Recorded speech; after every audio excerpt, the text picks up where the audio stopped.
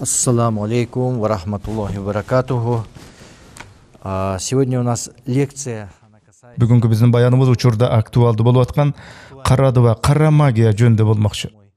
Касающийся понятий видов так называемой черной магии, да? Или ее называют сихр. Арабча аны сихр деп коет. Мындайча айтканда сихрлоо, сихр менен сакайтуу жана башка процедуралар жөнүндө кеп болот.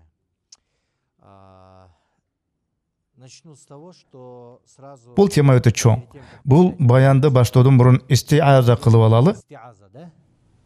То есть, скажем, астаизу биллахи минаш шайтанир раджим ва мин нафхихи ва нафсихи ва ламсихи ва яхдурун. Каждый пусть делает истиаза. То есть, ища убежище у... Бул каргышка кылган шайтандан коргоо деп Алладан пана суроо. Себеби тема өтө бир кылдаат тема. Наркы параллелдүү аламдагы шайтандар бизди угуп атышы мүмкүн.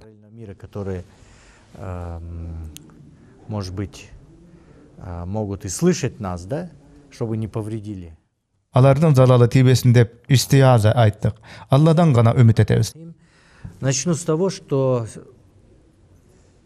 скажу несколько слов вообще о реальности. Дегенде сихырдын же карадыба жөнүндө, анын реалдуу экени жөнүндө бир нече сөз айтсам. Соңку кезде эл арасында көзү ачыктарга барып, алардын ар кыл жардамынан пайдалангандар, аларга ишенип баргандар, кыскасы бакчыларга каттагандар көбөйүп кетти окшойт. Помощи или даже услугам, да, в кавычках, некоторых ясновидящих, которые себя называют көзү ачыктар. Или, проще говоря, колдунам. То есть не только даже вот в открытии там дороги, да. Ал көз ачыктар жолуңду ачып берем, киречең айтып берем дегенден тышкары адамдарга душманыңы жок кылып берем дешет экен. Бирөөнү көрө албай же бирөөдөн өч алгандар аларга көп кайрылышат. Конкурентам, ну так называемым врагам, или также из зависти или мести. То есть многие... Көпчүлүк көз ачыктар, бакчылар чынында карадубаны, кара магияны, арабча айтсак сихрды колдонушат. Черную магию, то есть называется сихр на арабском, да? И, как правило, конечно, они не будут говорить и не говорить. Алар албетте өздөрүнө келген адамдарга анын сихр экенин айтышпайт. Арбактар менен байланышып атабыз, көзү өткөн адамдардын рухтары менен сүйлөшүп атабыз деп урдурушат экен. Арвахами, то есть душами умерших. Или, допустим, говорят, что они общаются с духами мазаров. Ыйык мазардын, ыйык жерлердин ээлери духтары менен байланыштабыз деп калп айтышат. Тоонун ээси, дарактын ээси, Дерево какого-то, да? Или даже некоторые говорят, что они общаются с ангелами. Түгүл периштелер менен сүйлөшөбүз дешет. Көз ачыктар менен сүйлөшкөндөр айтышат. Когда начинаешь разговаривать, они как бы оправдываясь говорят, ну у нас же как Алар кепти баштаганда эле биз Аллага ишенебиз, Куранга ишенебиз. Бирок эми Аллах бизге периштелер менен, рухтар менен сүйлөшүү мүмкүнчүлүгүн берип койгон деп кепти алыстан чуатышат. Или с духами. Они не называют это шайтанами. Алар албетте шайтандар, жиндер менен сүйлөшүп атабыз дешпейт. Кээ бир периштелер менен байланышабыз дешет. Айтор көз ачыктар демейки адамдарга көрүнбөгөн кара күчтөр менен, тагыраак айтканда жиндер менен, шайтандар менен байланышып, астына жардам сурап келген кишинин баарын билип туруп, анын каршылаштарынын руханий таласын талкалайт, жолун жаап берет. Духовное поле своей жертвы иногда закрывая дорогу, что мы называем в простом народе закрыть дорогу, да? Элде айтып жүрүшөт го, жолун жаптырып салыптыр деп. Чындап келгенде алар карадыба окутулган адамдын ден соолугун жабыркатат, жолун ийгиликсиз кылат. Алардын кесепетинен адамдар кээде психикалык оорулуу да болуп калышат. Заболеванием, да? Или даже бывали случаи к смерти приводят. Айрым учурда сихирдин айынан адам өлүп да калат. Их много видов. И один из видов, который... Сихирдин да көптөгөн түрлөрү болот. Анын арасында адамды өлтүрүп кое турган сихырлар да бар. Кийинчерээк ага да токтолуп өтөбүз. Сихр, колдуны, магию черную. Эң маанилүүсү сихирди колдонуп жүргөндөр, көз ачыктар, карадыба колдонгондор, адамдар мынтип бер, антип бер деп кайрылышканда ошол жолду бууп бергендер, карадыба окуп сихир кылгандар дээринде бул күнөө экенин, арам экенин, ширк экенин билип эле турушат. Что это харам, что это ширк. Многие из них знают, хотя говорят, что не Көптөрү билмемиш болушат, а бирок көкөйүндө Аллах субханаху ва тааlanın астында чоң күнөө иш кылып жатышканын билишет, туюшат. тяжелый грех перед Аллах субхану ва тааля, и их может ждать Бул иштер үчүн тозоктун төөлүк отунда жазаланаарын дагы билишет. огня. То есть я хотел бы вот отметить... Мен дагы бир нерсени белгилегим келип атат. Эл арасында өздөрүн табыпмын дегендер бар. Табибами. То есть на арабском языке это знахарь. Араб тилинде муну элдик дарыгер деген мааниде колдонушат. Арабча тейб деген сөздөн келип чыккан. Медицина, медик, табиб, медик дегенге үндөш. Эми аларды элдик дарыгерлер деп да жүрүшөт. Карасаң алар деле бир Аллахка сыйынабыз дешет. Намаз окушат, бирок алар элде дары делген чөпчарлар менен, массаждар менен, Куран окуп, рукуя окушат дегендей. Молитвами рухия читают. Потому что есть тоже всегда испокон веков у каждого народа. Эзелтеден ар элде ушундай табыттары болуп келген. Куран окуп дем салышат, же сөөгү чыгып кеткендердин сөөгүн салып беришет. Жөнөкөй сөз менен айтканда алар адамдарды салттуу эмес медицина менен көрүшөт, дарылашат. Медицине. И они, конечно, не приемлют. Эми андай адамдар кара дуа деген нерселерди, Аллага ширк кылуу деген балекеттерди, көзү ачыктарды туура эмес деп, алардан оолак болушат. Андай адамдар албетте Кудайга ишенген ыймандуу адамдар. И они не несут вреда, если, конечно, они не Эгер алардын кылган эткендери Аллах субханаху ва тааланын динине каршы келбесе, жасаган иштеринде ширк кылынбаса, кылган иштери адамдарга залал алып келбейт. Вот. Некоторые вот спрашивают вопрос. Кээ бирлер айтышы мүмкүн. Биз деген Аллага ишенебиз, 5 мал намазды калтырбайбыз. Түндө кээде туруп аят курсини окуп дуа кылабыз. Анан бирөөлөрдүн окутуп койгон сыйкыры бизге кантип өтүп кетиши мүмкүн дешет. Верующих могут отражаться вот эти вот воздействия сихра. На верующих как может отражаться? Биз деген Кудай деп намаз окуп жүрсөк дагы сихир окуткандар бизге залал кыла алышабы? Аллах субханаху ва таала бизди сактабайбы, коргобойбу сихирдан дешет. Я хочу ответить на этот вопрос. Мен бул суроого жооп берүү үчүн силерге Курандан жана Мухаммад саллаллаху алейхи ва салламдын сүннөтүнөн карап туруп жоопторду берейин. Мухаммада саллаллаху алейхи ва саллам. Во-первых, в Коране есть, допустим, Айта кетерим, Куранда сүрөлөр бар. Жиндерден, сихирдан, кара дуадан сактанууда эмне кылуу керектиги анда кеңири камтылган. от действия джиннов и сихра, черной магии. Допустим, суратуль Фалак. Маселен, Фалак сүрөсүн алалы, баарыңар эле билет болушуңар керек. 113 сүрө, 113 сура, где Аллах субхану ва тааля анда Аллах субханаху ва таала кул айткын, аузу бирабил фалак, аткан таңдын эгесине пааналаймын, мин шарима халак, жараткан нерселердин кесиринен, ва мин шари гасикин иза вакап, караңгы киргенде түндүн кесиринен, ва мин шарин нафасати фил уқат, түймөк түйүп ага үйлөөчүлөрдүн кесиринен, мындайча айтканда көз ачык бакчылардан деген. Анан буга кайрылабыз. А также, допустим, оставшиеся нам в наследие. Эми андан тышкары бизде эзелдеден мурда болуп келаткан дуанын ыкмалары бар. Аны рукия деп коет. Специальные дуа, допустим, заклинания. Көз тийүүдөн, аргыл залалдан коргоп, шайтан шабырды жолотпой коргоп турчу дуалар. Прикосновения шайтанов и так далее. Это все предназначено. Кудайга ишенген мусулмандар ушул дуаларды окуп жүрсө кадимкидей коргойт. На верующих мусульман, даже если мы пятикратно читаем намаз, А бирок Кудайга ишенип 5 убак намаз окуган чакта да кара дуанын, сихирдин таасири баары бир болбой койбойт. Вот. Но самое важное здесь. Бирок баардыгы өзүбүздөн көз каранды. Анткени сихир окутулган чакта дагы ал Алланын эрки менен болчу нерсе. Демек, канчалык деңгээлде Аллага берилген ыйманыңызга байланыштуу экен. Сиз кара дуа окутулуп коюлган болсо, демек аны дагы адамга келген сыноо, фитна катары кабылдашыңыз керек. Ошол сыноо болгондо адам канчалык деңгээлде ыйманы күчтүү болот. Аллах субханаху ва таала астында канчалык ыкластуу болот. Канчалык деңгээлде башка бир сихирдин күчүнө ишенип, көз ачка чуркап барбай, Куранга кайрылат. Анткени мусулмандардын арасында кара магиянын, сихирдин таасирине байланып калып, андан котулуу үчүн башка бир көз ачык бакшы сыяктууларга кайрылып кеткен мисалдар болот. Но чтобы уничтожить или снять с себя это, они бегут к другому көз ачык. Такие тоже есть. Вы знаете. Ушундайларды билсеңиздер керек. Жолумду ачайын, көз тийүүдөн кутулайын, дуаны жандырайын деген максат менен бир көз ачыктан дагы бир көз ачыкка, бакшыга барып, аны менен сүйлөшүп ого өтөр күнөөгө бата берет. Понимаете? И поэтому, конечно, это является харамом. Бул деген албетте харам, андайга тыюу салынат. Анткени ал ширк. Эми маселен мындай айтайынчы, дегеле кара дуаны, кара магияны, сихирди жайылтуу көрүнүшү кайдан пайда болгон? Сихра, черной магии. В первую очередь будем говорить, что да, мы живем в обществе, где очень много стрессов. Ооба, биз өтө бир кычалатчылыгы көп, стресси көп коомдо жашап атабыз. Биз жашап аткан коомдо ар бирибизден чыгып аткан негативдүү нерселер, энергиялар аябай көп. Потому что когда человеку тяжело живется, Адамдын жашоосу оор болуп атса, адеп аклак бузулуп атса, түшүнүктөр, баалуулук багыттары бузулса, адам бузулат.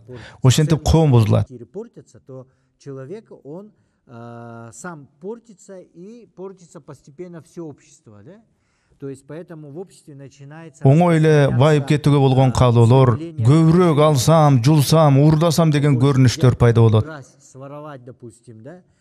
Или зависть. Алдап кетүү, көрө албастык. Мунун баары жеке адамдын жана коомдун жан дүйнөсүнө таасир этет. Отражается на внутренний духовный мир человека, а также на все общество, да? Мына ушундай көрүнүштө пайгамбар саллаллаху алейхи ва саллям дагы айткан. Бул кезеңдерди ал фитналар заманы деп атап койгон. Временами фитны, да? Но поистине Бирок эң чоң фитна бул даджалдын пайда болушу. Будет являться появление даджала, антихриста.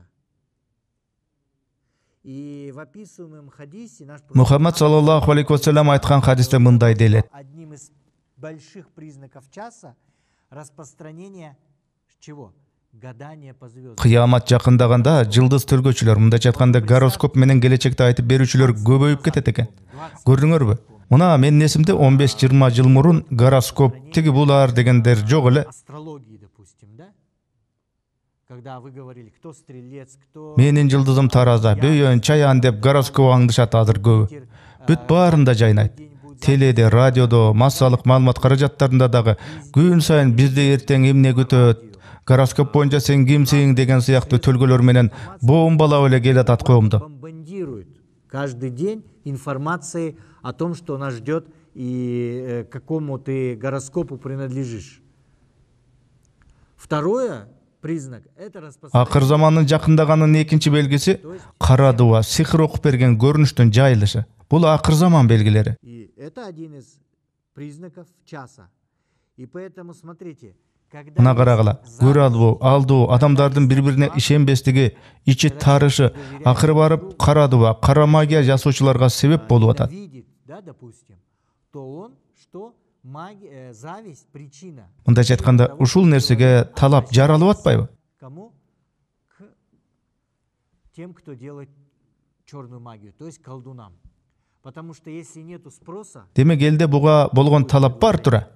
Көз ачык бакчылар бирдеме тыйынтыпыр тапкан үчүн ишин улантып атышат да. они же живут на что-то, правильно?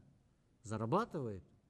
Спрос огромный, потому что Талап деген чоң экен, телерадиодогу гороскоптордон тышкары везде есть бегущая строка. телеэкрандарда, жүгүртмө жарнамаларда кара дуаны чечип берем, Сделаю магию вуду. кара магия кылып берем, бирөө-бирөөнү сүйдүрүүгө тумар чийип берем, жана башка сихир сунуштар арбыды. И так далее и тому подобное. 100%. 100% кепилдик берем дешет. Кай бири 200% кепилдик берем дейт. То есть здесь вот проблема в этом, да? Маселенин баары ушунда. Сихир, бакчылык, кара дуа сыяктуулар бүт бардык тармактарда каптап жайнап кетти. Во всех обществах именно этих явлений. Вы знаете, то же самое и в России. Так ушундай эле көрүнүш Орусияда, коңшу Казакстанда, Өзбекстанда, бүт жактарда. Андан да кызыгы бул нерсе жашыруун түрдө араб өлкөлөрүндө дагы кеңири тараган көрүнүш болуп калууда. То есть в мусульманских странах то же самое.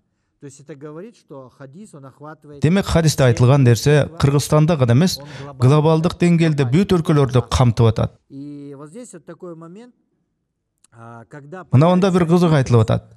Даджал пайда болгондо өтө бир кереметтери менен келет дейт. Почему я говорю об антихристе, об даджале? Потому что Эмне себептен мен Даджал тууралуу сүйлөп атам? Себеби анын сихири, кереметти, магиясы бүгүнкү күндө болуп аткан сихирлерге өтө окшош. Мунун баарын арабча айтканда истидраж деп коет. Ислам түшүнүгү менен айтканда бүт пайгамбарларга тиешелүү окшош мүнөздө кереметтери бар. Араб тилинде ал кереметтерде мужиза деп аталат. посланники Аллаха субхану ва тааля. Да? Это называется чудо на арабском му'джиза. mucize de. Есть, допустим, харикул ада. Анан харикул ада деген бар.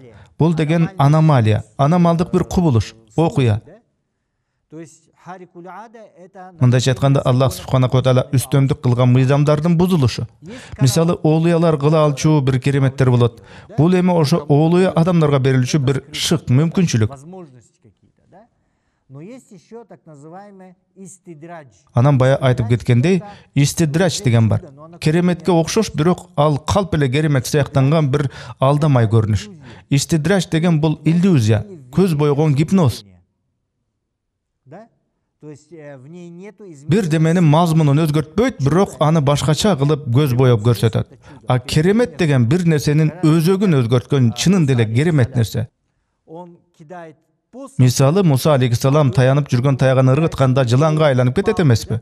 Ага чейин башка сыйкырчылар, бакшылар, көз боемочулар колдорундагы жибин таягын ыргытып эл көзүнө сыйкырлап, аны жылан кылып көрсөтүшөт го. Бирок Куранда айтып атат. Сыйкырчылар ыргыткан таяктар, жиптер чоң бир жылан болуп көрүнгөнү менен элге тек ошондой сезилгени менен таяк бойдон, жип бойдон калган эле. А бирок көз боючу сыйкырчылардын ал сыйкыры Муса алейхиссаламга да таасир этип, ал көзүнө көрүнгөн нерседен коркуп кетет. Ошондо Аллах субханаху ва таала: "О Муса, сен да таягыңды ыргыт. Сен тиги сыйкырчыларга караганда бийиксиң, мыктысың" дейт го. Ты выше их. И когда он кинул посох, то Муса алейхиссалам таянган таягын ыргытканда чынында керемет болот. Анткени фараондун тушунда бүт сыйкырчы көз боемочулар өлүм жазасынан коркуп, кантсе дагы жалгыз Аллах субханаху ва таалага ишенишкен болчу. Себеби сыйкырчылар өз көздөрү менен чыныгы кереметти көрүштү. потому что Аллах субханаху ва таала Муса алейхиссаламдын таянган таягын ырасы менен эле кадимки тирүү жыланга айлантып салды. Муса алейхиссаламдын керемети бүт сыйкырчылардын сыйкырын жокко чыгарды. Бул жерде айтып койчу бир жагдай: сказать, что опасность сихра, да? сыйкырчылыктын, көз бойгон сыйкырдын коркунучтуулугу эмнеде? Сами действия, они это как бы Сыйкырдын купуя таасири деген бул жиндер дүйнөсүнүн таасири менен ошону колдонуп адамдын аң сезимине таасир этүү. то есть способность владеть. Анткени шайтандардын катышуусусуз сыйкыр иштерин, сыйкырчылыкты көрсөтүү мүмкүн эмес. Тагыраак айтканда, сыйкырчылык шайтандардын жардамы аркылуу гана болот. Потому что сихр, колдовство, невозможно делать без участия шайтанов из числа джиннов, да? То есть с ихним, да, участием это идет, вот. И мы не можем уловить это, увидеть. Биз шайтандардын кылган эткенин көзүбүз менен так көрө албайбыз. Анткени ал бизге көрүнбөсө алам. Көз ачыктар сыйкырчылык иштерин кылганда сөзсүз шайтандардын катарындагы жиндерди чакыруу аркылуу ишке ашырат. Джиннов из числа шайтанов, которые являются исполнителями, да? Сихыр сыяктуу нерселерди аткаруучулар мына ошол жиндер болот. Ошол укмуш сезилген сихыр болсо эле, демек көз ачыкты бакшыны ошондой күчкө ээ экен деп түшүнүп албоо керек. Көз ачыктар, бакшылар сыйкыр сыяктуу сезилген көрүнүштөрдүн баарын астындагы адамга айтып атканда, Когда информацию ему дают, да? жиндерден маалымат алып турушат. Параллелдүү ааламдагы бизге көрүнбөс жиндер аткарат анын баарын. Именно существа параллельного мира, то есть через джиннов из числа шайтанов. Поэтому здесь я хотел бы сказать, что есть такой момент.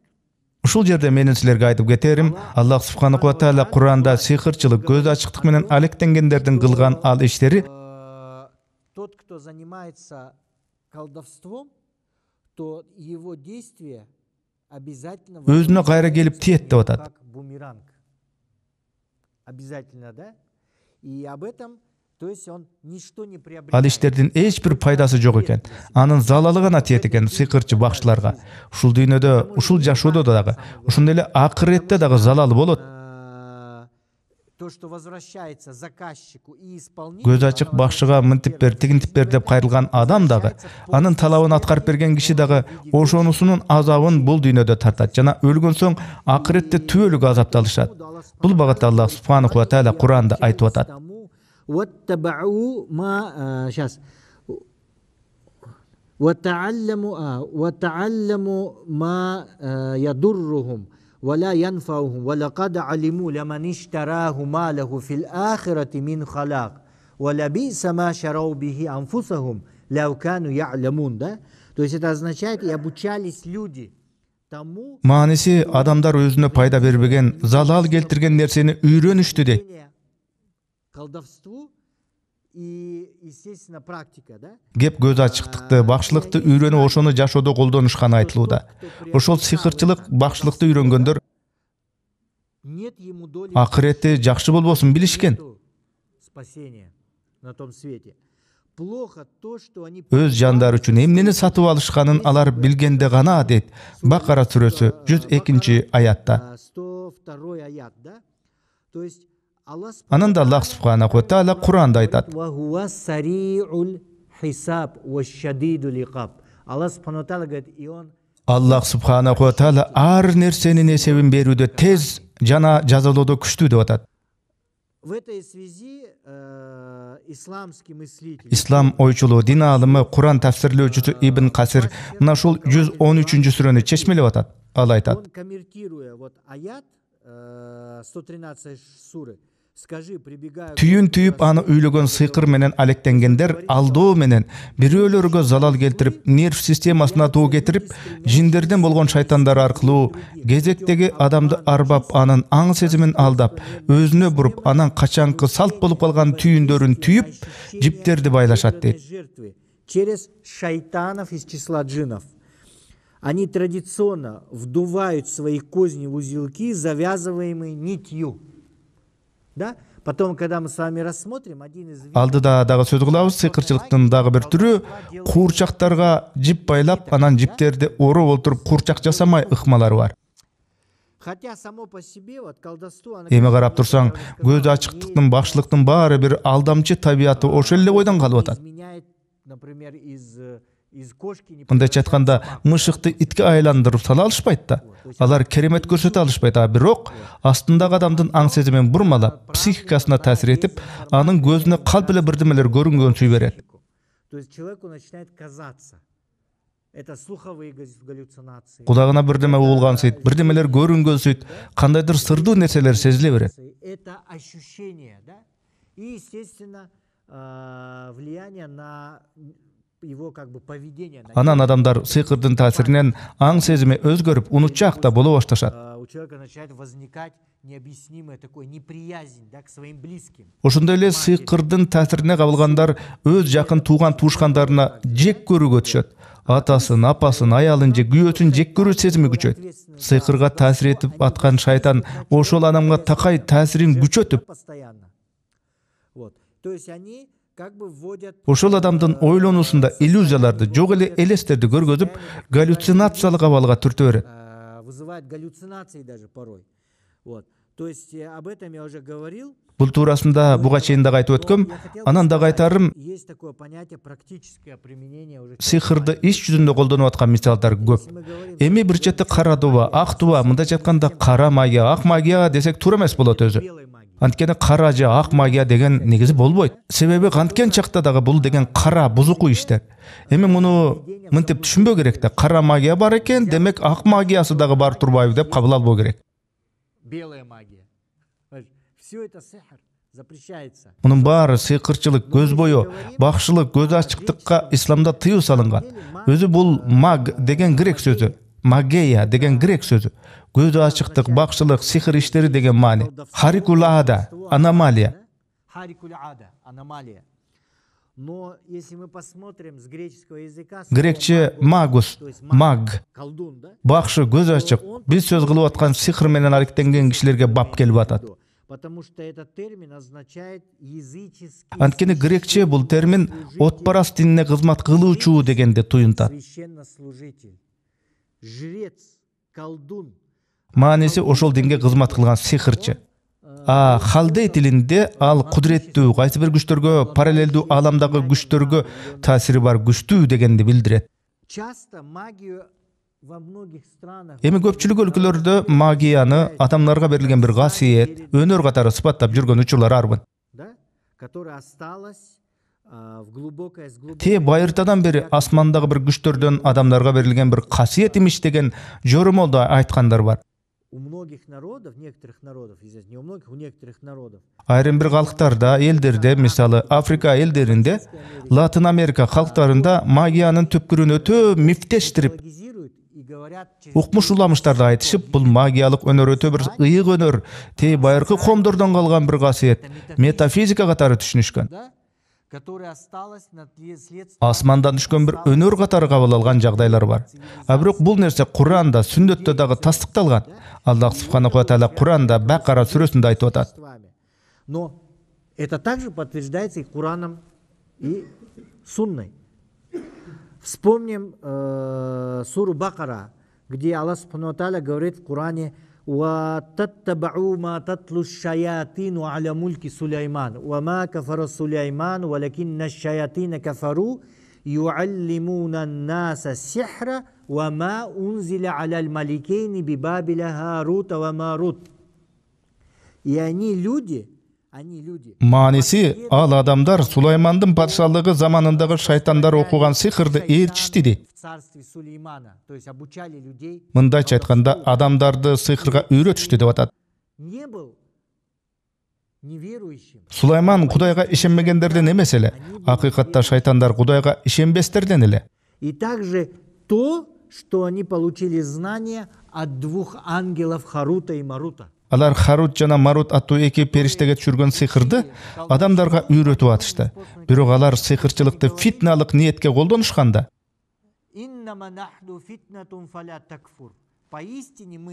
алар айтышкан: акыйкатта биз силерге фитна катары жиберилгенбиз дешет го.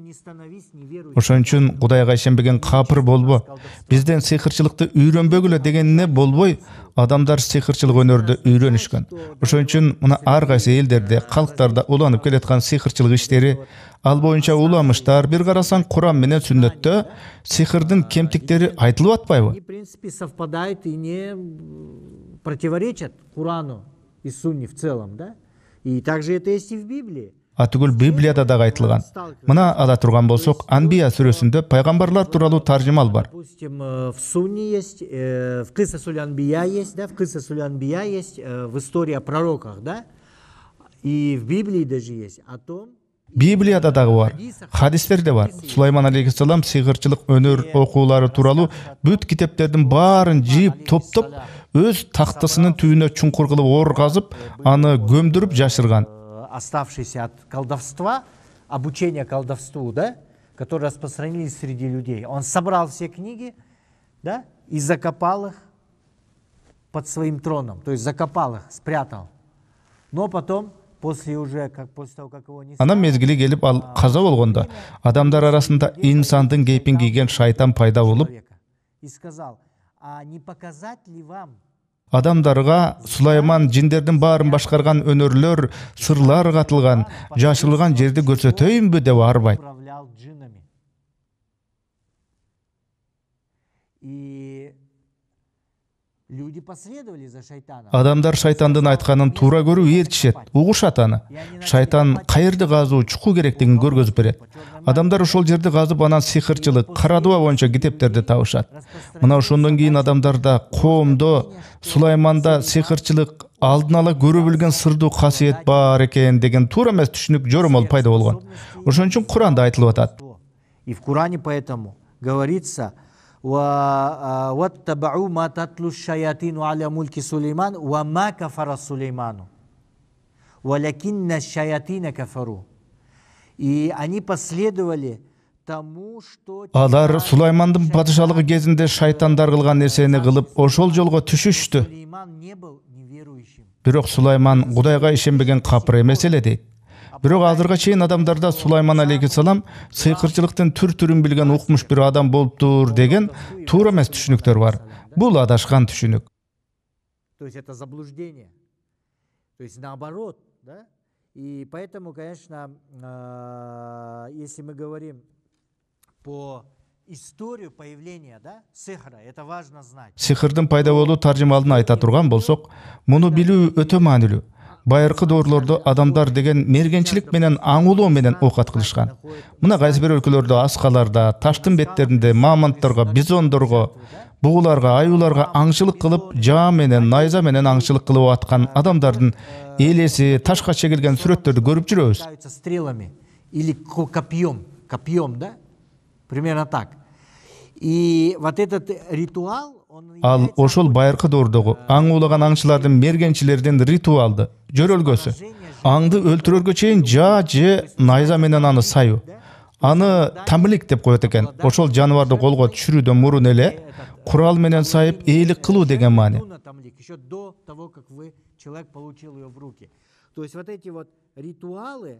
Ошол таштын асканын бооруна тартылган сүрөттөрдө ритуалдык мандемдер камтылган. Курмандык болчу жаныбарга абал мурун эле ээлик кылуу ритуалы. Ошол өлтүрүлчү жаныбарды өлтүрөрдөн мурун мергенчи ой түрүндө, аң сезим түрүндө аны элес аркылуу өлтүргөн. Человек обычно он наносил поражение мыслью или проклятиями на своего врага. Мергенчи ой түрүндө кууп бараткан жаныбарын өлтүргөн. Убивал, как бы концентрировал свои мысли, направляя на жертву, то есть ее овладевая как бы ее волей. Примерно так. То есть, но распространение магии как таковой. Ал эми кара магиянын гүлдөп күчүнө киргендеги ыкмалары байыркы патшачылыктардын доорунда пайда боло баштаган. То есть это в древнем Египте и в древнем. Тагыраак айтканда, байыркы Египетте, байыркы Вавилондо пайда болуптур. Бул багытта хадис бар. Омар радиаллаху анху Иракка жол тартмак болгондо, сахабалардын бири ага айтат эмеспи?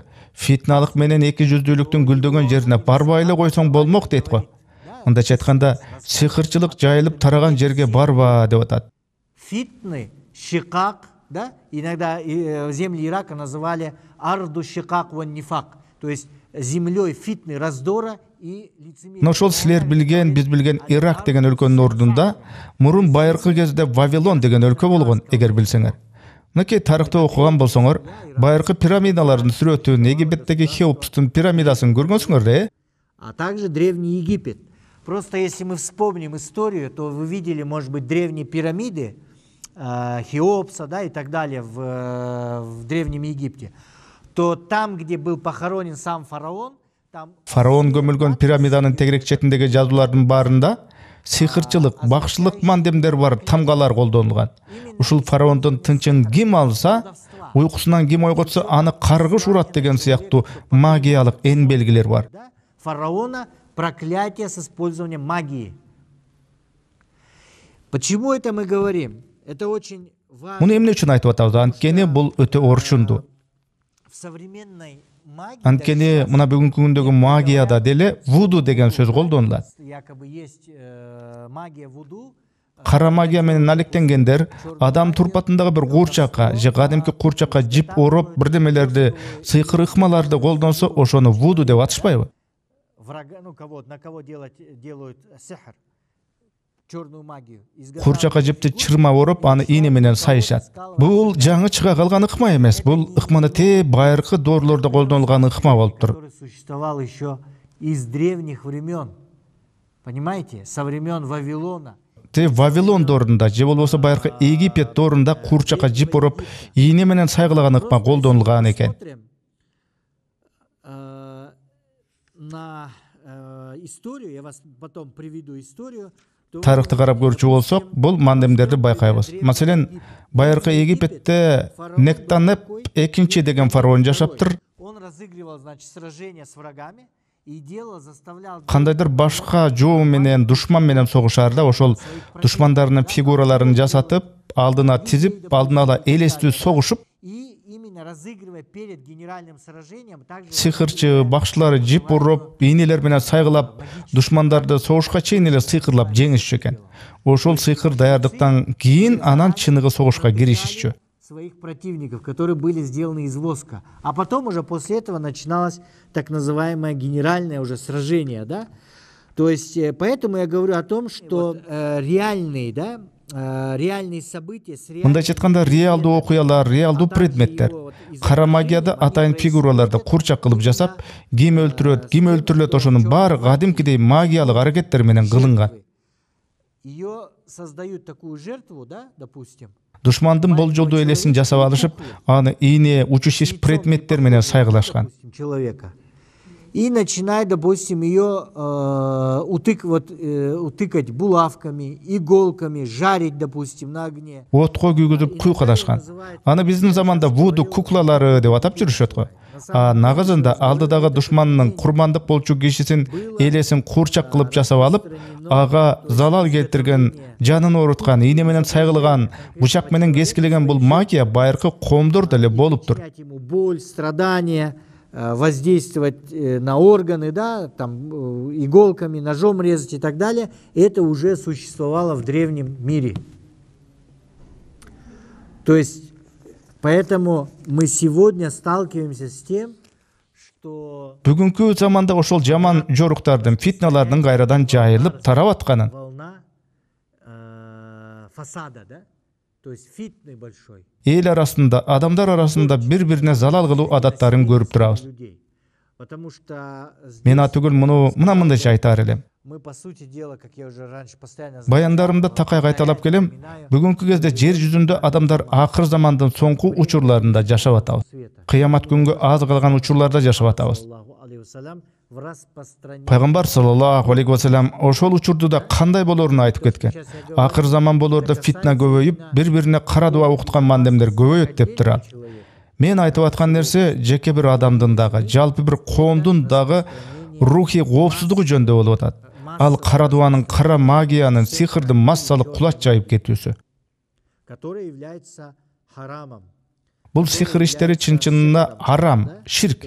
Дагы бир айтчу нерсе, сихирдин, магиянын ырасында эле бар нерсе экенин бир мисал катары айтсам, Вот я хотел бы привести конкретный случай существования магии, да, когда делали магию на кезинде пайгамбар саллаллаху алейхи ва салламга дагы сихир окутуп магияны колдонушкан. Бакшы сихирчи пайгамбар саллаллаху алейхи ва салламга атайын кара дуа окутуп, сихирди пайдаланган. То есть, согласно общеизвестному хадису, аравийские иудеи, они заключили... Көпчүлүккө белгилүү бир хадис бар. Аравиялык жөөттөр башка бир атактуу сихирчи, бакшы, сихир өнөрү жаатындагы мыктылардын бири Любейт ибн ал-Асам деген жөөткө барышып, пайгамбар саллаллаху алейхи ва салламга сихир окуп бер дешкенде ал 3 алтын динар алып, пайгамбар саллаллаху алейхи ва салламга каршы сихир жасаган. Служанка, которая была у пророка, она принесла... Мухаммад саллаллаху алейхи ва салламга кызмат кылган үй кызматчы аял пайгамбар саллаллаху алейхи ва салламдын чачын тараган, таракта калган чачын жөөттөргө алып келип берген. Жөөт сихирчи бакшы ал чачка сихир окуп, анан пальманын жалбырагына ороп, андан кийин аны Зарван деген кудукка жашырган. Ал сихирдин таасиринен пайгамбар саллаллаху алейхи ва саллям өзүн оор сезе баштап, эмне кылган эткенин эсинен чыгарууга өткөн. Денеси оорлошуп, эркектик күч кубаты алсырай баштаган. Мужских сил, да, в целом, мужского здоровья. И в один из дней нашему пророку, саллаллаху алейхи ва саллям, пришли два ангела, который один стал... Анан бир күнү пайгамбар саллаллаху алейхи ва салламга эки периште келип, бирөө баш жагында, бирөө бут алдында туруп, Мухаммад саллаллаху алейхи ва саллям жөнүндө өз ара сүйлөшүп киришет. Периштенин бирөөсү пайгамбарга ким сихир окутту деп сурайт. А экинчи периште ал сихирдин ээси Любейда ибн ал-Асама экенин айтат. Ошол сихир кайда катылган деп сурайт биринчи периште. Анда экинчи периште Зарван кудугунун түбүнө катылганын, бир тал чачы бар тарак пальманын жалбаргана оролуп, кудук түбүнө бекитилгенин айтат. В лист из пальмы, да? После этого пророк, саллаллаху алейхи ва саллям, пошел на место... Пайгамбар саллаллаху алейхи ва саллям муну угуп, адамдар менен чогуу кудукка барып, кудуктун түбүн карашып, ал сихирди таап, аны жок кылышат. Это говорит именно о том, что есть... Бул деген сөз сихир деген нерсе бар экендигин. Ал сихир, кара дуа, таква, Кудай деп жүргөн мусулмандарга гана эмес, пайгамбар саллаллаху алейхи ва саллямга дагы таасир кылганын көрсөтүп турат. Кээ бирөөлөр буга таң калып сурашы мүмкүн. Задумаются и говорят, как колдовство может воздействовать на посланника Аллаха, субхану ва тааля, когда Аллах, субхану ва тааля, сам его охраняет. Аллах өзүнүн пайгамбарын өзү сактайт деген сөз бар эле го. Анан кантип сихирга таасир этти деген суроо берилиши мүмкүн. Бирок эми пайгамбар саллаллаху алейхи ва саллям өзү хадисте айтып атат. Бул деген сыноо, Аллах мени ушинтип сынап атат деп. А экинчи жактан ушул окуяда да акылмандык бар. Анткени бул окуя аркылуу сихирчилик, бакшылык бар нерсе экенин деп билдик. Анан дагы аны менен кантип күрөшүү керектиги дагы түшүнүктүү болуп отурат. Потому что одна из причин Мына ушул окуядан улам Курандагы 113, 114 Фалак жана Нас сүрөлөрү бүтүндөй мусулмандарга карата жиберилген. Коргонуучу сүрөлөр катары түшүрүлгөн. Бул сихирге жана жиндерге каршы окулуучу дуалар экен. Касается именно против колдовства и джиннов, да, из числа шайтанов. И один известный ученый, Аль-Мазари, он по этому поводу... Белгилүү аалымдардын бири Аль-Мазари моментип түшүндүрөт. Кээ бир адамдар бул окуяны биздин пайгамбардын пайгамбарлыгын жокко чыгарчу окуя го, кайдагы бир сихирчи бакчынын сихири пайгамбарга таасир эткени кандай деп күмөнсүшү мүмкүн. Сколько может сихр какого-то колдуна повлиять на пророка? В Коране есть далиль о том, что Куранда сихир пайгамбарларга таасир эткени тууралуу сүрөлөр бар. Маселен, сихирчилар таяктардын жиптерин ыргытышканда Муса алейхиссаламга чындап эле ал жыланга айланып кеткендей сезилген, туюлган. Экинчи жагдай, сихир деген нерсе пайгамбар саллаллаху алейхи вассаламдын акыл эсине эмес, анын денесине физикалык таасирин гана тийгизе алган. На тело, на физический, можно сказать, да, воздействие оказал. Вот. То есть на пророка колдовство повлияло. Окутулган сихирчилик пайгамбар саллаллаху алейхи вассаламдын тулгу боюна гана таасир этип, анын сүйлөөсүнө, акыл эсине, жүрүм турумуна таасир эткени эмес. То есть поэтому из этого следует, что мы должны... Демек бул нерседен биз эмне насаат алыбыз керек? Что? Что брать с этого? Пример. Түшүнүк, туура түшүнүк алыбыз керек. Анан дагы түшүнүп кое турган нерсе, шайтандын кийлик күчүсү жок сихир өзүнөн өзү иштебейт. Колдовство и так далее без участия сатаны, шайтана. Здесь самый важный момент, что мы должны знать... Бирде эң бир олуттуу нерсе, адам урпагынын эң бир душманы ким экенин билүүбүз, түшүнүүбүз керек. Потому что за каждым сихром... Себеби ар бир сихирдин, ар бир кара дуалоонун, куфрлыктын артында ким турат экен? Шайтан турат. Подталкивается, стоит шайтан. Аллахтын наалаты тигир шайтан турат. Ар бир мусулман момун таква адам өз душманын, анын амалдарын, ыкмаларын билүүгө тийиш. Его методы. Потому что когда сихир окуучу бакшы өзүнүн ошол сихирларын кылганда, Аллага шерик кошуп, башка аламдагы кара күчтөргө, мындайча айтканда, шайтандардын бири болгон жиндерге кайрылып, ошолордун жардамы менен өз сихир амалдарын ишке ашырат. И прибегает к джиннам из числа шайтанов, да? К шайтанам из числа джиннов, извиняюсь. То есть посредственники через них... Ал иш аракеттин баарында сатанизм жатат. Демек сихирчилик, көзү ачыктык, бакшылык капырлыкка, ширк кылууга жатат. Себеби бул иште бакшылар Аллага шерик кылып, шайтанга да баш ийип атпайбы? Поклонение, помимо Аллаху, прямое поклонение сатане, шайтану.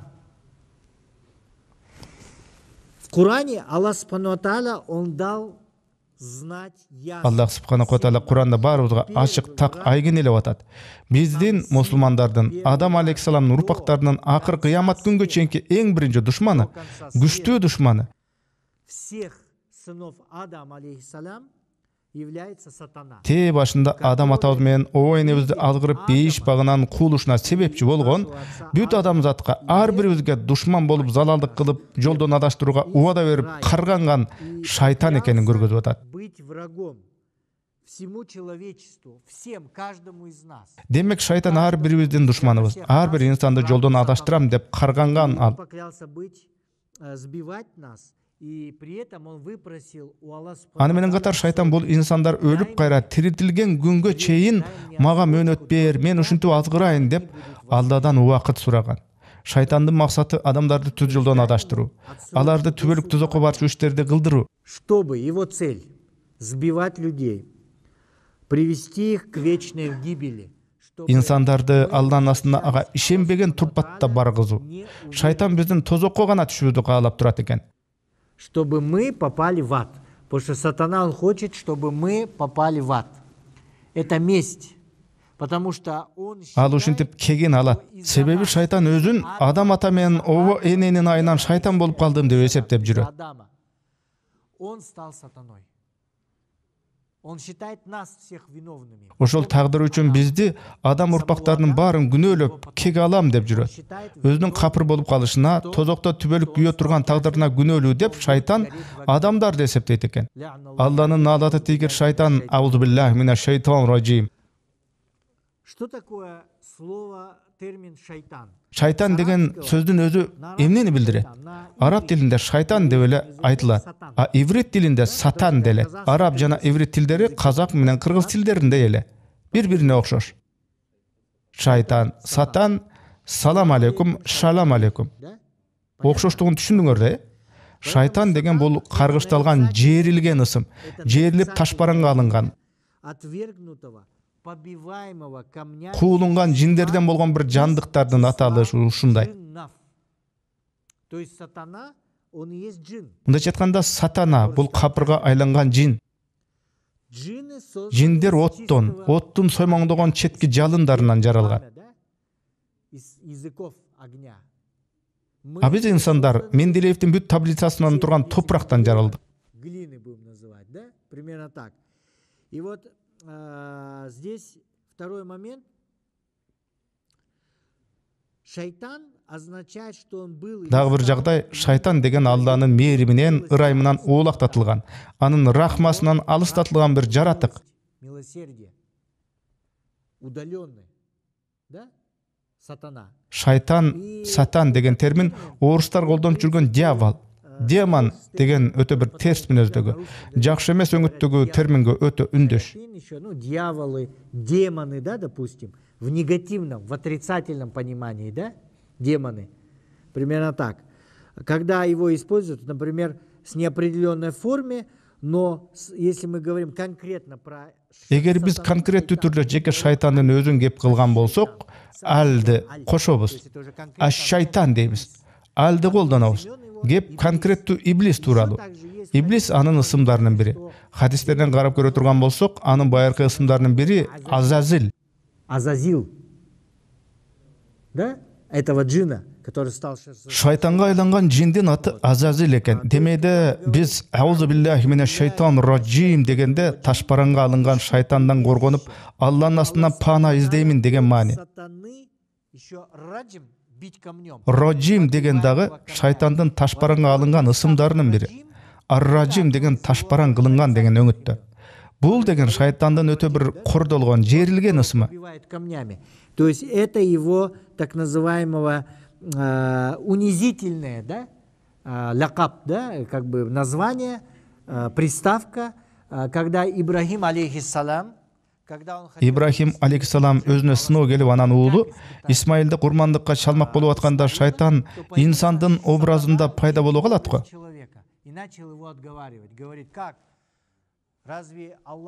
Анан Аллах субханаху таала өзү мээримдүү, ырайымдуу болуп атса, ал кантип ушул уулуңду курмандыкка чал демегеле, кой мынтпеген, курмандыкка чалба тиги бу дейт го. Ошондо бул шайтан экенин Ибрахим алейхиссалам түшүнөт дагы, аны ташбаранга алып куйт. И поэтому это осталось до сих пор, когда мы в хадж ходим, во время... Мына маселени ажылыкка баргандар билет. Ажылык учурунда атайын шайтанга таш ыргытуу деген жөрөлгө бар эмеспи? Анын баш аты мына ушул окуяга байланыштуу. Ажылыкта таш атуу бул эми тек символ. Ошондуктан шайтандын ысымдарынын бири болгон раджим бул шайтандын мен деген эгосын. Это означает өзүмчүлдүгүн паска уруу, кордоо, жерүү. Анткени чында эле шайтанда мен гана деген өзүмчүлдүгү, өзүн гана ойлогон напчысы, текеберлиги өтө күчтүү. Текеберчилик, вот это его качество, да, из-за которого он сам себя возвысил. Ошол текеберлигин, керсейүүчүлүгүн көрсөтүп, Аллах субханаху таалага жана ошондой эле Адам алейхиссаламга сажда кылбай, баш ийбей койгонда, ошондон кийин ал ташбаранга алынып куулган. Бул аны кордоо, жерүү, таква, момун, Кудайга ишенген адамдын астында шайтан ылдый турат. Перед человеком, который очищен, который верующий человек. Да? Примерно так. И из достоверных хадисов конкретно говорится о... Сахих хадистердин биринде дагы айтылган. Шайтан деген бул оттон жаратылган макулук, жин, бирок периште эмес. некоторые, допустим, по незнанию из-за кээ бир туура эмес түшүнүктөрдөн, толук эмес маалыматтан улам туура эмес ой жооругандар бар. Мисалы, бүт периштелер адамга таазим этишкен, арасынан бирөөсү баш тарткан. Демек, шайтан дагы периштелердин бири болуптур да дегендер бар. А чынында андай эмес. Куранда иблис деген баштатан эле жин болгону так айтылып атат. Куранда Аллах субханаху ва тааля мынтет. В Коране Аллах Субхану ва Тааля говорит: «Ваидh кульна лил малаикати сджуду ли Адама фасаджаду илля иблис кяна миналь джинни». Понятно? То есть в Коране Аллах Субхану ва Тааля говорит: и вот мы сказали ангелам: поклонитесь Адаму. Мунун мааниси мындай. Аллах субханаху ва тааля айтып атат. Мына биз периштелерге адамга сажда кылгыла дедик. Ошондо иблистен башкасынын баары сажда кылышты. Ошентип ал жиндердин катарында болуп калды деген маани. Демек ал жин болгон. Мен буга чейин да көп ирет айтып кеттим. Аллах субханаху ва тааля иблистен адамга сажда кыл деген буйругума баш ийбей коюуңа эмне себеп болду деп сураганда, иблис: мен адамга караганда мыктымын, анткени сен мени оттон жараттың деп атат, көрдүңөрбү? Ты создал меня из огня, доказательство, что это джин. Бул анын жин экенинин далили. А периштелер таптаза жарыктан, нурдан жаратылган. Биз адамдар топурактан жаратылдык, а жиндер оттон, жалындан жаратылган. Түшүндүңөрбү? Понятно? И вот здесь такой момент. Многие, конечно, спрашивают, ну, допустим, шайтан, он является из огня, да? И он был одним из джиннов. Эми бул жерде дагы бир айткычу маселе бар. Мына шайтан деген оттон жаратылган деп атабыз. Кезинде ал Аллах субханаху ва тааляга сыйынган жиндердин бири болчу. Илими, билими күчтүү эле. Ошол илиминин күчтүүлүгүнөн Аллахка жакын боло баштаган. Анан сыноо маалы дагы келет. Аллах субханаху ва тааля Адам алейхиссаламды жаратат. Бүт периштелерге адамга сажда кылгыла дейт. Периштелер сажда кылат, анткени периштелерде өзүнүн тандоо эрки жок башына. Алар Алланын буйругун аткарууну гана билишет. Аллах субханаху ва тааля жараткан жаратык маклуктардын арасынан экөөнүн гана акыл эси, тигини же муну тандоо эрки, сурак берүүчү күнү, тозокко же бейишке барчу жолу бар. Булар инсандар жана жиндер. Ушул эки жаратыктар гана ушул мүмкүнчүлүккө ээ. Где Аллах субхану ва тааля в Коране говорит: «Ва ма халактул джинна вал инса илля лиябудун». То есть и мы Аллах субханаху ва тааля Куранда айтат: "Мааниси биз инсандар менен жиндерди мага сыйынсын деп жараттым" деп атат. Демек периштелерде тандоо эрки жок экен, а жиндерде тандоо эрки бар. Ишенүү, ишенбөө, жакшы же жаман иш кылуу. Ошентип Аллах адамга сажда кылгыла деп буйрганда, шайтан өз эрки менен баш тартып атат. Кээ бирлер айтат, шайтан Аллах субханаху ва таалянын буйругун аткаруудан баш тартып капыр болуп калса, адамдар Аллахтын кылба деген харам деген тыюуларын бузуп коюп эле жашап жүрүшпөйбү деп сурашы мүмкүн. Которые, допустим, ну, нарушают определенные запреты, да, и так далее. Здесь такой момент, что Аз-Замахшари, ученый, он говорит по этому поводу, что Алымдардын бири Az-Замахшари бул өңүттө мынтет: Аллахтын адамга сажда кылгыла деген буйругу периштелерге даректелген эле. Ошол периштелердин катарында турган иблис дагы муну укту. Болбосо ал периштелер менен бирге мурда Аллага сыйынып баш ийип эле жүргөн дейт. Эми мындай да, инсан көзү менен Аллах субханаху ва тааляны көрбөйт. Азыр көрбөй эле турасыңар мына. А экинчиси, Адам алейхиссалам бейиштеги Алланын тыюусун бузуп койгон соң, күнөөсүн сезип дароо тобо кылды. Анын ошондой тобосунан улам Аллах кечирди. А Курандагы аяттан көрүнүп тургандай, иблис Алланын буйругуна баш ийбей, мен адамга караганда мыктымын го деп текеберлик кылып атат.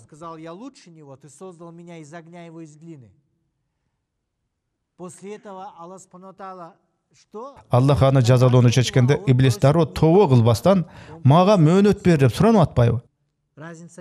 Адамдын тобосу менен иблистин мөөнөт бер деп тобо кылбай койгондо айырма бар да. Шайтан мөөнөт сурап атат, себеби ал каффар, ыймансыз. То есть испытание Бирок эми ал Алланы көрүп турат, сезип турат, атүгүл: "О, Раббим, мага мөөнөт бер" деп кайрылып атат Аллага. Аллах субханаху ва таалянын бар экенин, астында турганын сезип эле атат. Бирок анын ичиндеги куфрлык, Кудайга ишенбөөчүлүк кылып текеберчилигин көргөзүп атат. отказе подчиняться его текеберчилик. Он вместо тауба он просит тобо кылын ордуна мөөнөт бер, мен адам урпактарынан кыямат күн келгенге чейин кек алайын деп атпайбы? сыну, роду человеческому всему, Адаму и роду человеческому до судного дня. И поэтому, когда мы говорим, когда мы боремся с сихром, все это идет. Демек сихр көз ачыктык башлык менен күрөшүп атканда билгиле. Анын баары шайтандын иштери. Анын кыйтыр ыкмаларын, амалдарын биле жүрүү керек. Айрым адамдар дагы мынамын деп сурашат. Некоторые также бывает спрашивают, да, когда вот эта вот история, да, падение Иблиса. Иблис Аллахты укпай, адамга сажда кылбай, мени оттон, аны топурактан, ылайдан жаратты го дегенде Аллах ага карын төгүп жазалап, ташбаранга алынган наалаты шайтан бул жерден кет. Сен кыямат күнгө чейин каргышталасың дейт эмеспи? Мына карагыла, шайтан Аллага эмне деп атат? Адамдар кыяматта кайра тирилтүүчү күнгө чейин мага мөөнөт бер деди. Аллах ага жооп кылып, чынында сен мөөнөт берилгендерденсиң деди. Он сказал: за то, что ты сбил Иблис, сен мени кууганың үчүн сенин акыйкат жолуңда туруп алып, на твоем пути истины инсандарды жолдон адаштырамын. Алардын алдынан, артынан, оңунан, солунан келип азгырамын, жолдон чыгарамын дейт. Көрдүңөрбү? Шайтан бүт тарабыбыздан азгырат экен. Түгүл намаз окуп атсак дагы. Күнөө иштерге тиешеси жок башка аракеттерибизде дагы шайтан алаксытат. Шайтан деген вино, арак ич, күнөө кыл, ошондо тозокко түшөсүң деп ачык айтпайт да бизге. Ал жакшы иштердин артына жашынып туруп күнөө кылдырат экен. Мен алардын артынан, алдынан, оңунан, солунан келип, жашоосунун бүт жактарында алар азгырып турам. Ошондо алардын сага такыр ыраазы болбогонун көрөсүң. Алардын көбү капыр болуп Аллах субханаху ва тааляны унутушат дейт Иблис. И забудут Аллах субханаху ва тааля. Сказал Аллах субханаху ва тааля: выходи оттуда опозоренным. Анда Аллах бул жерден кордолгон, жээрилген, мазакталган бойдон түшкүн. Сени ээрчигендердин баары менен тозоктун чуңкурун толтурамын. А сен адам жубайың менен бейиште кала бергин. Эмнени кааласаңар ошондон жегиле. Бирок тыюу салынган мол даракка жолобогула. Жолосоңор акыйкатсыздардын катарында болуп каласыңар дейт. А то вы окажетесь несправедливыми. Вот это надо знать. Ушул жагдайды биле жүрүү керек. Анткени мына ушундан тартып адамзаттын түпкү тарыхы башталат. Когда шайтан попросил отсрочку, шайтан мөөнөт бер деп Аллах субханаху ва тааладан өтүнгөндөн кийин шайтан жылан кейпинде бейишке келип, адам атаны дагы оенени дагы жолдон адаштырат. Бирок бу жерде айтчу нерсе, шайтан, жиндер канча убакка чейин жашайт? Көбөйүшүп, тукумдашып кете берчү шайтандар канчага чейин жашайт деген суроо болчу болсо, самый главный, который порождает много детей своих, сатана, он живет, что сказано? Дай мне отсрочку до судного дня. Куранда эмне деп турат? Шайтан мага кыямат күнгө чейин мөөнөт бер деп атпайбы? Түшүнүп атасыңар го дейм, Демек шайтан өтө көп узак жашайт экен. Анан эми ушул жерде суроо пайда болот. Кээ бир адамдар сурашы мүмкүн, кантип эле шайтан бейишке чейин барып алды, тыюу салынган даракка чейин барып алды деги ошол бейишпи дегиле? Же бейиш эмес беле депчи? Китепти карап көрө турган болсок, Адам ата менен оенени сынаган ошол дарак өскөн бейиш жайы башка, а адамдарга Аллах убадалаган түбөлүк бейиш жайы башка болушу мүмкүн делет. Оно не имелось в виду тот рай, который обещан вечный для нас. То есть этот рай, возможно, некоторые ученые говорят, что этот рай, возможно, находился между небом и землей. Айрым алымдар сыноо кылынган бейиш жайы асман менен жердин ортосунда болгон болушу мүмкүн. А кээ бир алымдар жерде эле болгон болушу ыктымал дешет. Эмне үчүн? Для верующих это есть награда.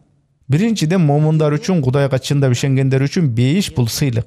Ал жерде сыноолор болбойт, тыюулар болбойт.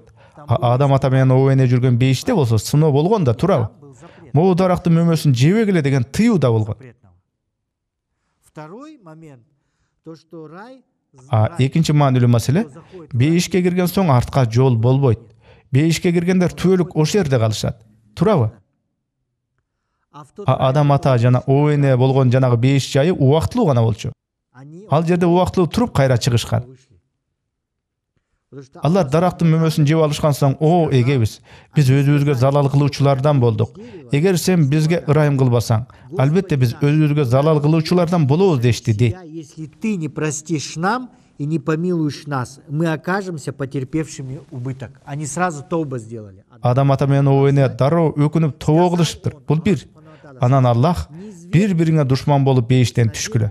Белгилүү бир мөөнөткө чейин жер жүзүндө убактылуу жашап мекендеп, анан ал жактан чыгарыласыңар, дейт. На земле временное место пребывания и будете изведены из нее, да? То есть с этого аята очень много мудрости, знаний.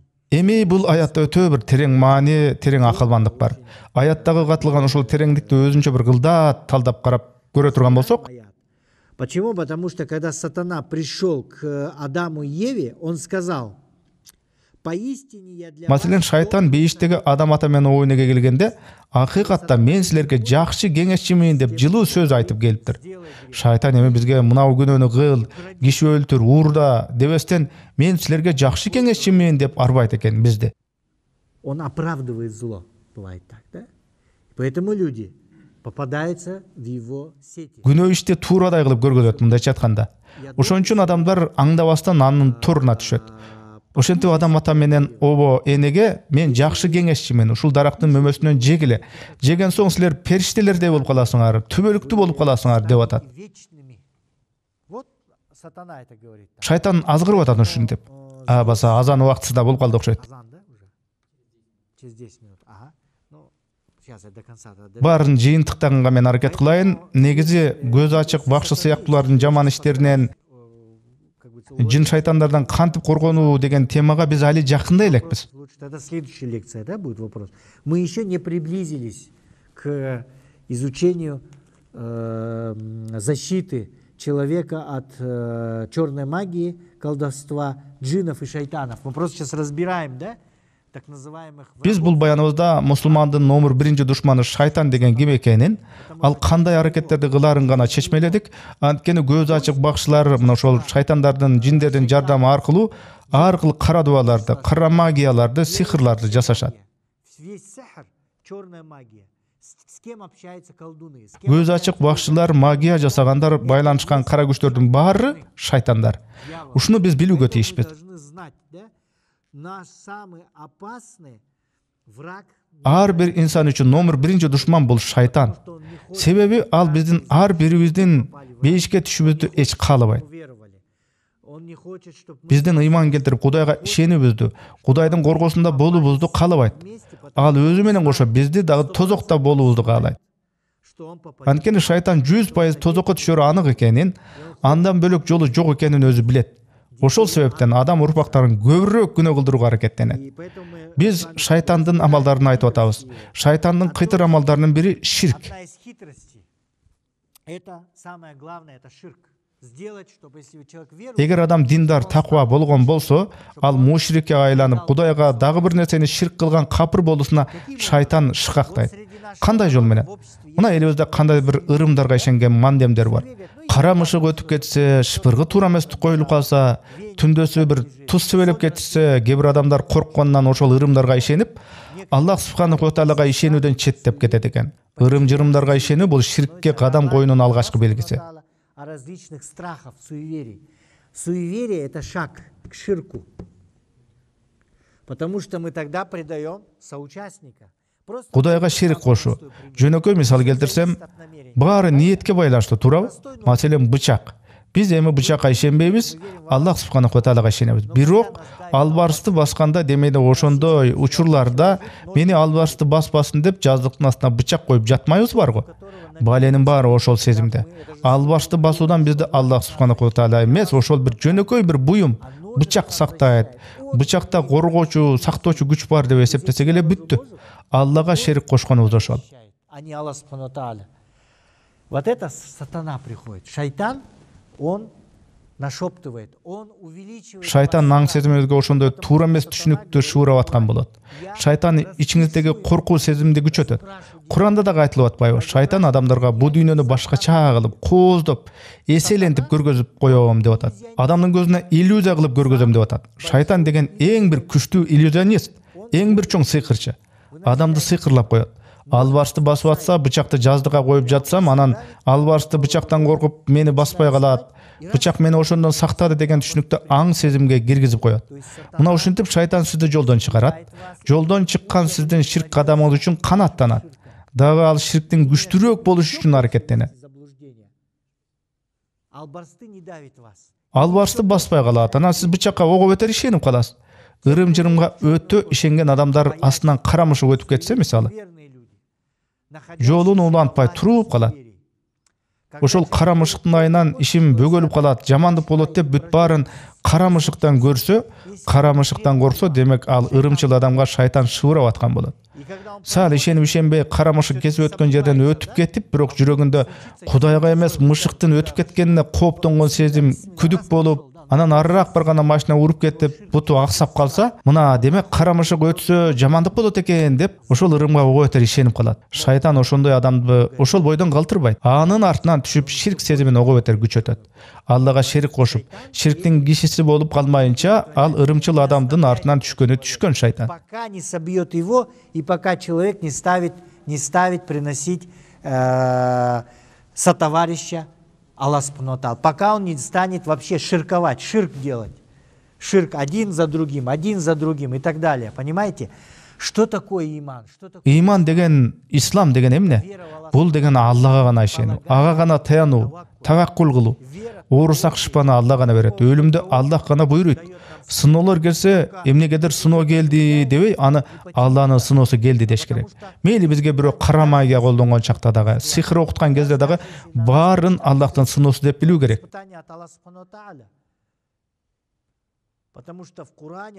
Куранда дагы айтылат.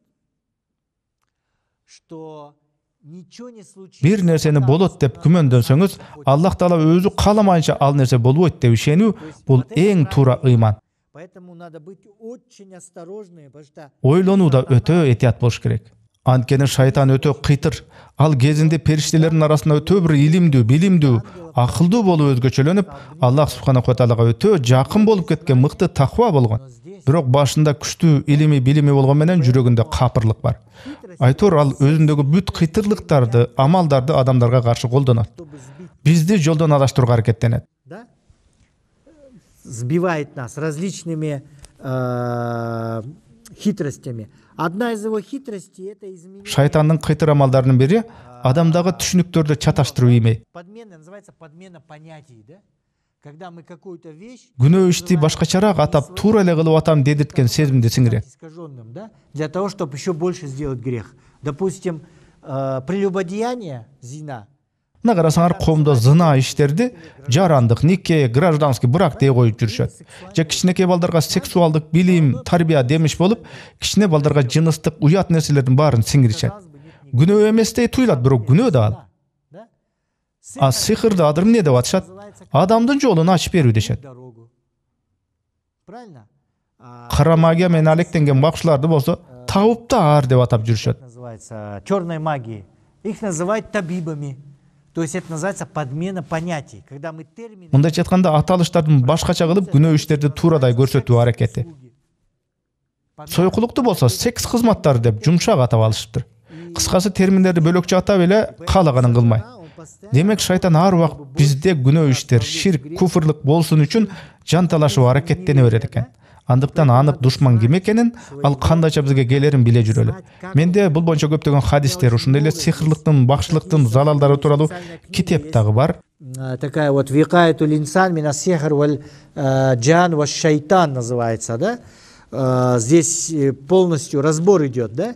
Полностью. И мы с вами следующий... Буйурса, силер менен бирге эмки баянда сихирларды бакчылар кантип кылаарын сөз кылабыз. Анткени сихирлардын түрү көп. Эмкиде бакчылар кантип куфрлык кылып, исламды кантип коргулаарын баяндайбыз. Ислама, да? Ассаламу алейкум. Биздин мына ушул мээнеттердин баарында сиздердин мээнет дагы бар. Анткени бул видео котормолор сиздер ак мээнет менен адал иштеп таап анан бизге которуп аткан акчалардын жардам менен чыгып атат. Бул видеолордогу жакшылыкка, исламга чакыруулар канчалык элге жайылган сайын, ошол видеолорго элдер рахмат деп айткан сайын, демөөрчү болуп биздин каналга акча которгон сиздерде дагы, бул видеолорду кыргызчалап мээнет кылган бизде дагы элге пайдалуу, жаратканга жаккан бир жакшы иштерге себепчи болуп атам го деген жылуу үмүт пайда болууда. Оорчулук келбесе видеолорду бөлүшүңүздөр, каналга катталыңыздар. Мындан тышкары Telegram каналыбыз дагы бар. Ага дагы катталып диний видеолорду көрсөңүздөр болот. Каналыбызга мындан да көбүрөөк тасмалар которулушун кааласаңар, мээнетибизди мындан ары да колдонуу каалоочулар болсо, экрандагы номерларга акча которсоңуздар болот.